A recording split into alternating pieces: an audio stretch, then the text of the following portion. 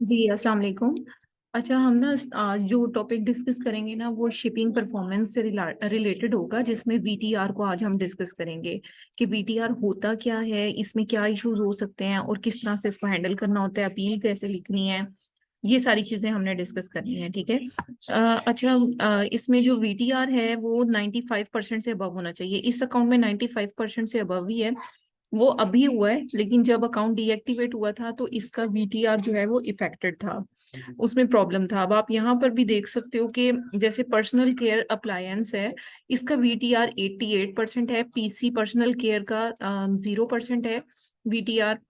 बाकी सबका 100% है, ठीक है। तो इसका मतलब है कि इन दो कैटेगरी की जो प्रोडक्ट्स हैं उन्होंने वीटीआर को प्रॉब्लम में क्रिएट किया हुआ है, प्रॉब्लम्स हुई हैं उसकी वजह से। सो देखो, ये जो मतलब वैलिड ट्रैकिंग रेट है, इसका मतलब क्या होता है।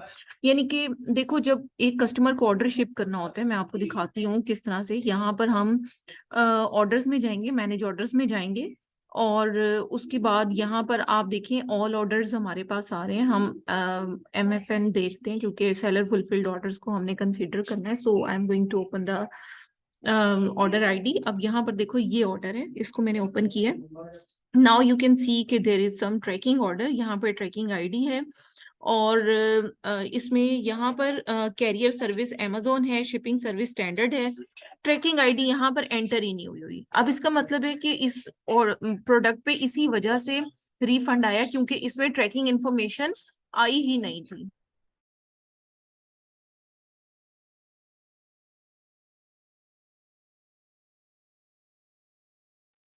अच्छा, अब इसमें देखें, इसमें ट्रैकिंग आईडी मतलब है ही नहीं, जिसकी वजह से यहाँ पर प्रॉब्लम हो रही है कि यहाँ पर शिपिंग सर्विस सिलेक्ट की है उन्होंने, carrier Amazon shipping service standard, लेकिन ट्रैकिंग आईडी यहाँ पर नहीं एंटर की हुई। तो इसका मतलब है, देखो, जब कस्टमर ने अपने ऑर्डर को कंफर्म हम करते हैं किसी भी ऑर्डर को, तो हमें एक ट्रैकिंग इन्फॉर्मेशन प्रोवाइड करनी होती है। अगर वो ट्रैकिंग से कस्टमर अपने पैकेज को ट्रेस ना कर पाए, फॉर एग्जाम्पल ट्रैकिंग कहती है कि प्रोडक्ट ऑर्डर डिलीवर हो गया, लेकिन इन एक्चुअल जो है वो ऑर्डर डिलीवर नहीं हुआ, तो उस केस में क्या होता है कि अमेजोन को कस्टमर कहता है कि भाई, या कस्टमर हमसे राब्ता करता है कि भाई ऑर्डर जो है वो यहाँ ट्रैकिंग शो कर रही है कि ऑर्डर डिलीवर है, लेकिन ऑर्डर डिलीवर्ड नहीं है। तो उस केस में क्या होता है कि अ, हमारे अकाउंट का वीटीआर जो है वो मतलब खराब होना स्टार्ट हो जाता है। सो अब यहाँ पर देखो, इसका भी रिफंड अप्लाई किया हुआ है। अब यहाँ पर भी ट्रैकिंग आईडी नहीं डाली, तो रिफंड जरूरी नहीं होता कि जिस ऑर्डर पर रिफंड हो उस पर ट्रैकिंग नहीं होगी।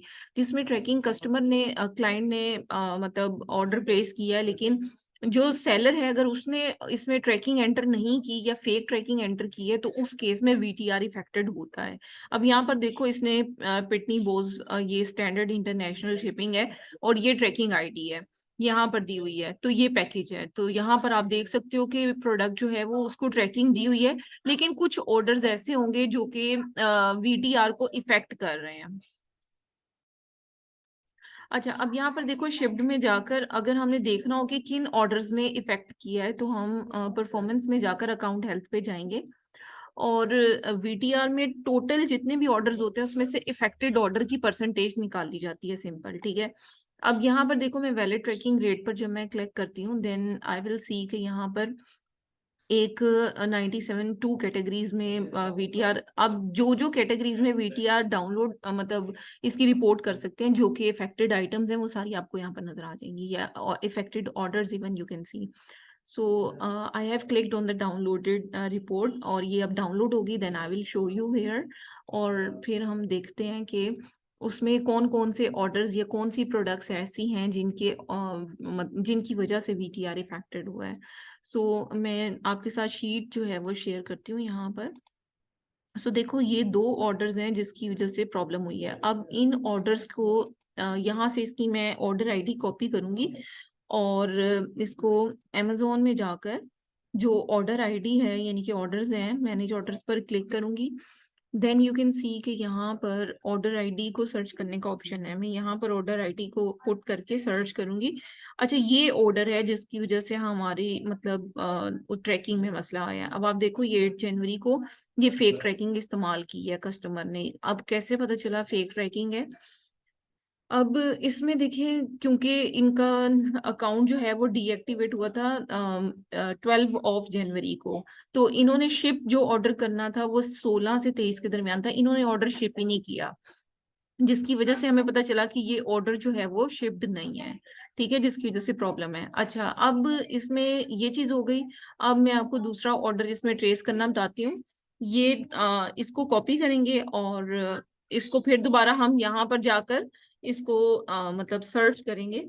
और जैसे ही सर्च करेंगे, अब आप यहाँ पर देखें कि इसमें भी वही 8 जनवरी को एक प्रोडक्ट, सेम ही टाइप की प्रोडक्ट आ रही है जिसमें मतलब इशू आया है। सो ये तरीका कार है जिसके थ्रू हम वीटीआर इफेक्टेड आइटम्स को यहाँ से देख सकते हैं। जब हमें वीटीआर इफेक्टेड आइटम्स पता चल जाती हैं तो फिर हम फर्दर जो है वो मूव करते हैं। अच्छा, एक और चीज होती है कि यहाँ पर हम ये लेटर के या मेल के बटन पे क्लिक करते हैं, यहाँ पर कम्युनिकेशन आती है बायर और सेलर्स की, ऑल मैसेजेस पर हम क्लिक करेंगे।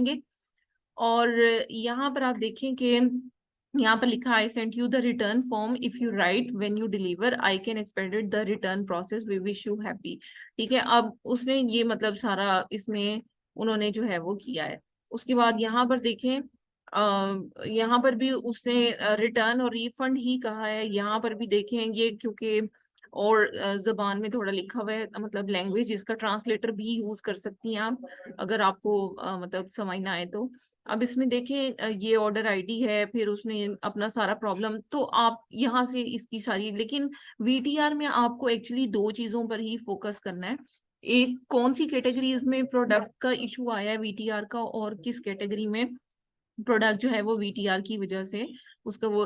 अब ना पता क्या होता है, जिस अकाउंट का वीटीआर डाउन होना स्टार्ट होता है वो अकाउंट फौरी तौर पर डीएक्टिवेट हो जाता है। अब आप यहाँ पर इसकी लाइव मतलब वो देख सकते हो, मतलब प्रॉब्लम जो हुई थी। यहाँ पर देखो वीटीआर उन्होंने कहा कम हुआ 13 जनवरी को। उसके बाद देखें फर्दर 19 जनवरी को उन्होंने कहा कि कोई इंफॉर्मेशन नहीं मिली। फिर अकाउंट जो है वो फर्दर वीटीआर डाउन हुआ, फिर फर्दर वीटीआर डाउन हुआ। तो ये कंटिन्यूसली वीटीआर का इशू ही इस अकाउंट में चलता जा रहा था। तो अब क्योंकि 90 डेज फर्स्ट वीटीआर को मतलब हुए हुए मतलब सामने आ गए हैं, तो उसकी वजह से क्या है कि अकाउंट में से वीटीआर इम्प्रूव होना स्टार्ट हो गया है। तो वैसे 30-60 डेज के with in he VTR improve होना स्टार्ट हो जाता है। तो ये तरीका कार है। इसमें वीटीआर की वजह से डीएक्टिवेशन भी आ सकती है। उसमें क्या होगा कि अगर आपका एवरेज, इसमें ये होता है कि पहले कैटेगरी अमेजोन बंद करना स्टार्ट कर देता है जैसे जैसे एक कैटेगरी में वीटीआर डाउन होना स्टार्ट होता है। जैसे यहाँ पर देखो, पर्सनल केयर को उसने ब्लॉक किया, फिर उसने पीसी और पर्सनल केयर अप्लायंसेस को उसने ब्लॉक किया। तो इस तरह से ये ब्लॉक करता गया। लेकिन लेटर ऑन क्या होता है कि जैसे जैसे आपका इम्प्रूव होता जाता है उसमें और तरह के इश्यूज आते हैं। लेकिन जब अकाउंट डीएक्टिवेट हो जाता है वीटीआर की वजह से, तो उसमें फिर एक नोटिफिकेशन आता है। उस नोटिफिकेशन को हमने देखना होता है और उस नोटिफिकेशन के अकॉर्डिंग हमने प्लान ऑफ एक्शन तैयार करना होता है। और ये रिपोर्ट डाउनलोड करते हैं जिसमें हमें पता चलता है कि जो वीटीआर है वो किन किन ऑर्डर्स की वजह से इफेक्टेड हुआ, जिसकी वजह से अकाउंट में प्रॉब्लम फेस करनी पड़ी। फिर हम उसका प्लान ऑफ एक्शन तैयार करते हैं। सो मैं आपको बस मुझे 1 मिनट दें, मैं आपको ग्रुप में इसका एक्चुअल नोटिफिकेशन जो डीएक्टिवेशन का होता है वो मैं आपको शेयर करती हूँ। जो कैटेगरी का नोटिफिकेशन होता है वो तो मैं आपको अभी दिखा चुकी हूँ। यहाँ पर देखें, जैसे यहाँ परफॉर्मेंस पे जाती हूँ, परफॉर्मेंस नोटिफिकेशन में जाती हूँ, तो कैटेगरी जब ब्लॉक होती है तो इस तरह का आता है। ये देखिए लिखा हुआ है कि मर्चेंट फुलफिल्ड लिस्टिंग डीएक्टिवेट होने वाली है। वीटीआर जो है वो किस कैटेगरी में आपका मतलब डाउन हुआ है, वो अब हम यहाँ से देखेंगे। यहाँ पर we recommend you look at the improvement score, ये वो। अच्छा, यहाँ पर ना कैटेगरी भी मेंशन होती है, वो अब हमें यहाँ पर पूरा इसको रीड करना पड़ेगा और फिर हमें पता चलेगा कि किस कैटेगरी में हमारा मतलब ये जो वीटीआर है वो डाउन हुआ है।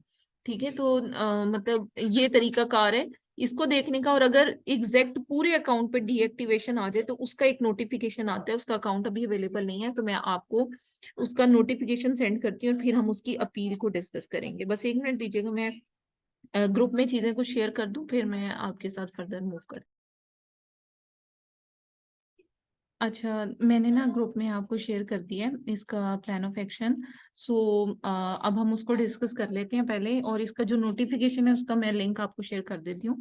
अच्छा, सबसे पहले आप इसमें ना मतलब अपोलोजाइज करोगे और बताओगे कि अमेजोन के कस्टमर जो है वो इम्पेक्ट हुए हैं। अच्छा, इसमें ये होता है कि फोन कॉल पर भी आप प्लान ऑफ एक्शन सबमिट करवा सकते हो। इसके अलावा अगर आप रिटर्न देना चाहो तो रिटर्न भी दे सकते हो। अब उसमें रूट कॉज आप क्या लिखोगे कि हमने वैलिड ट्रांजैक्शन रिपोर्ट जो है वो डाउनलोड की है और हमें सेवरल इश्यूज जो हैं वो इसमें फेस करने पड़े हैं, और हमने third party stock management system इस्तेमाल किया था, कि कोई भी नाम लिख सकते हैं, यहाँ पर चैनल ग्रैबर भी है एक, उसको भी आप कर सकते हो। ये सॉफ्टवेयर जो है वो unique tracking information very low value पर सेंड करता था, लेकिन अनट्रैक रॉयल मेल होती थी। ये यूके के हिसाब से लिखा हुआ है, यूएसए के हिसाब से कोई ना कोई आपको सप्लायर तलाश करना पड़ेगा।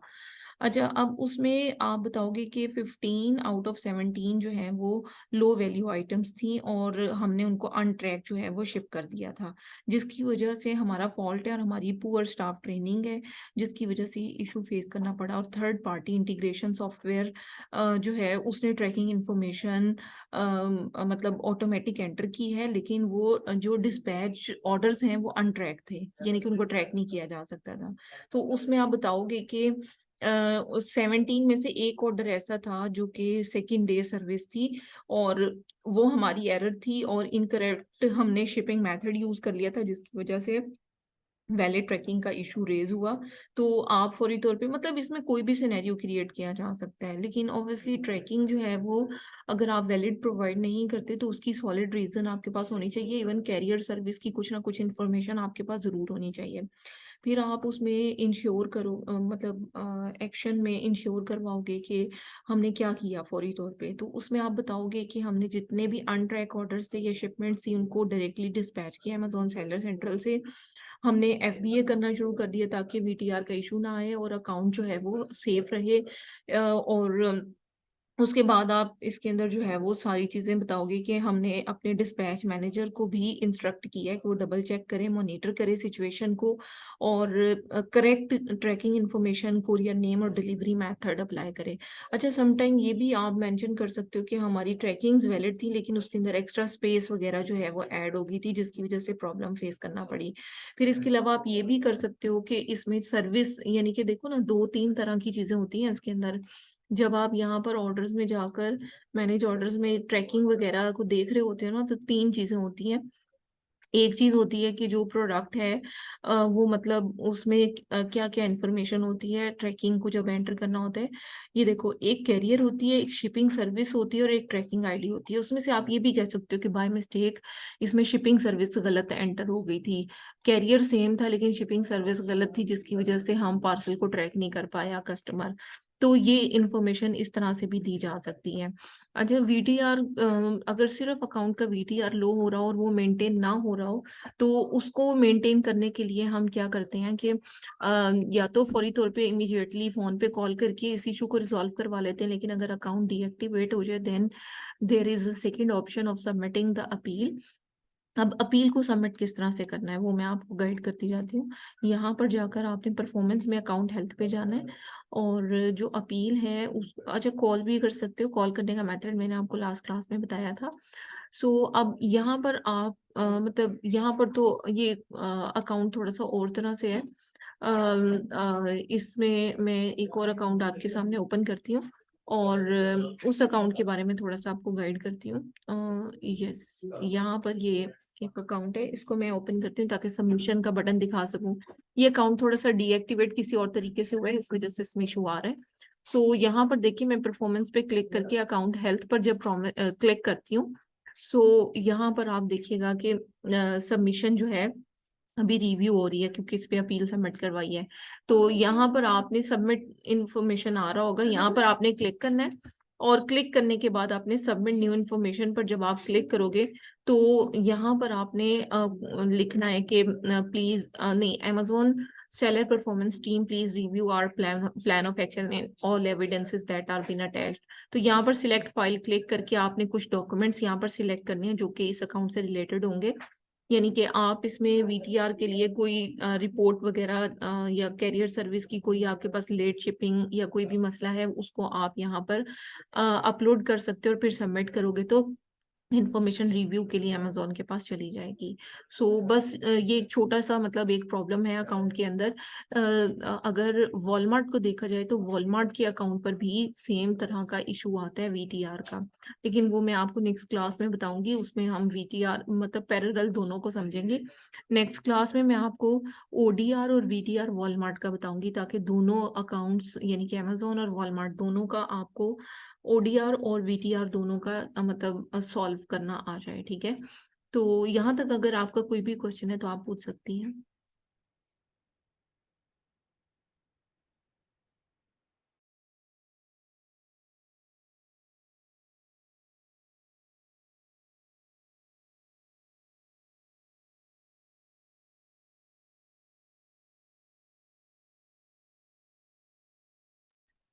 आई थिंक ईशा आपका कोई क्वेश्चन नहीं है, तो आपने बस इसको। मैम है, एक मिनट।